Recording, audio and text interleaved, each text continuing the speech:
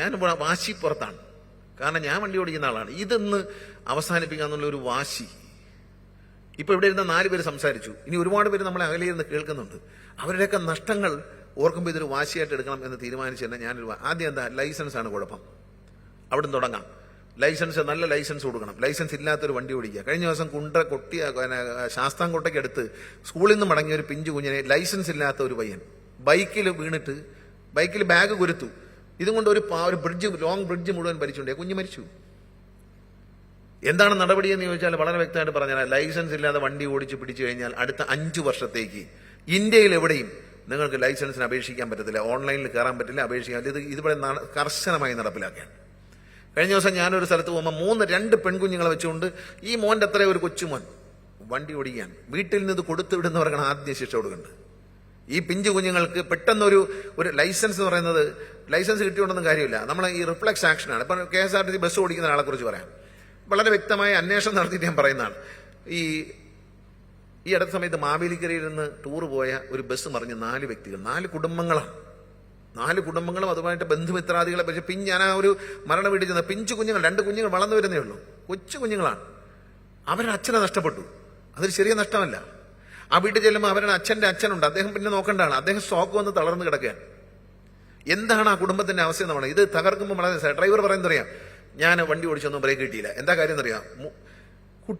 ഇവിടുന്ന് പിന്നെ കുമളിയിൽ നിന്ന് ഈ ഡ്രൈവർ വണ്ടി ഏറ്റെടുത്തു. നേരത്തെ ഒരു KSRTC ഡ്രൈവർ ഓടിച്ചുകൊണ്ടിരിക്കുന്നത് ഒരു കുഴപ്പമില്ലായിരുന്നു വണ്ടിക്ക്.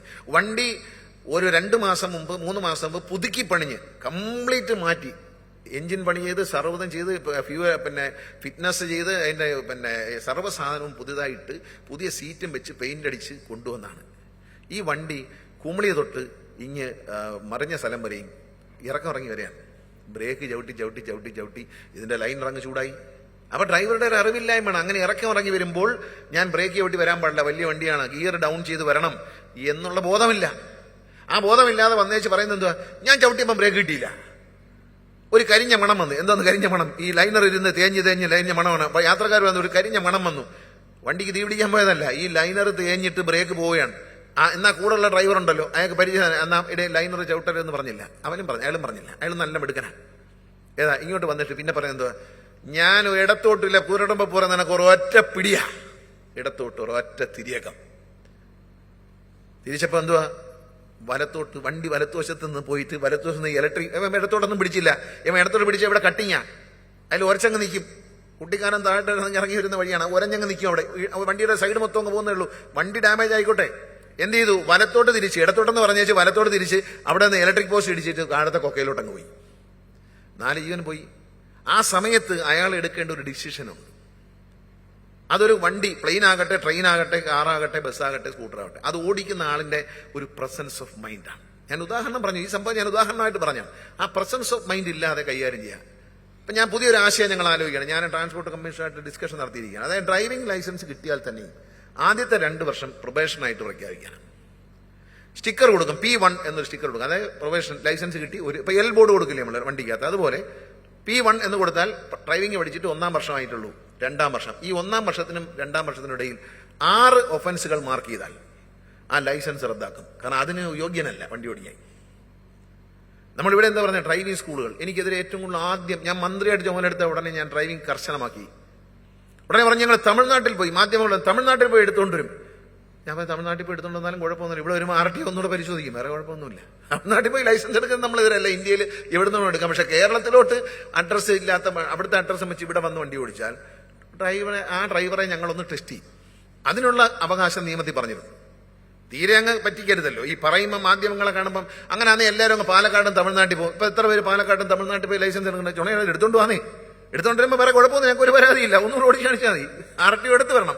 അപ്പൊ MP എടുത്ത് പോരാ, RTO എടുത്ത് വന്നിട്ട് ഒന്നുകൂടി ഓടിച്ച് കാണിച്ചിട്ട് ലൈസൻസുമായിട്ട് നടക്കാം. ഒരു കുഴപ്പമില്ല. നമ്മുടെ നാട്ടിൽ എന്തെങ്കിലും ഒരു കാര്യം പറഞ്ഞാൽ പിന്നെന്താ കാണുന്നത്? നിങ്ങളെല്ലാം കൊടുത്ത വാർത്തയാണ്. ഇവിടെ അങ്ങോട്ട് ചെന്ന് ഇഞ്ചക്കൽ അങ്ങോട്ട് പോയിട്ട് അവിടെ ഒരു കുഴി ഒഴിച്ച് അതിനകത്ത് കയറി കിടക്കുക. ഞങ്ങളെ കഞ്ഞിയിൽ മണ്ണ് വാരിയിട്ട് ഈ ദുഷ്ടൻ രമേശ്കുമാർ, ഞാൻ അല്പം ദുഷ്ടനായതുകൊണ്ടാണ് ഈ അപകടങ്ങൾ കുറയ്ക്കാൻ പറ്റുന്നത്. കേരളത്തിൽ ഇന്ത്യയിൽ നിന്ന് ഏറ്റവും നല്ല ലൈസൻസ് കൊടുക്കുന്ന ഒരു സംസ്ഥാനമായി കേരളം മാറിക്കൊണ്ടിരിക്കുകയാണ്. അപ്പോൾ നിങ്ങൾ പറഞ്ഞ അവരെ കഞ്ഞിയിൽ, മാധ്യമ പ്രവർത്തകർ മനസ്സിലായി, അവരെ കഞ്ഞിയിൽ ഞാൻ പാറ്റിയിട്ടുന്ന കഞ്ഞിയുടെ കണക്ക് ഞാൻ പറഞ്ഞുതരാം. KSRTC ഡ്രൈവിംഗ് സ്കൂൾ തുടങ്ങാൻ തീരുമാനിച്ചു. നിലവാരമുള്ള ഡ്രൈവിംഗ് ലൈസൻസ് കൊടുക്കണം എന്നുള്ള നിലയിൽ ഇന്ത്യയിൽ ആദ്യമായി ഒരു ട്രാൻസ്പോർട്ട് കോർപ്പറേഷൻ സ്വന്തമായി ലൈസൻസ് കൊടുക്കാൻ ഡ്രൈവിംഗ് സ്കൂൾ തുടങ്ങിയത് KSRTC. ഒന്നാമത്തെ ഡ്രൈവിംഗ് സ്കൂൾ തിരുവനന്തപുരത്ത് തുടങ്ങി.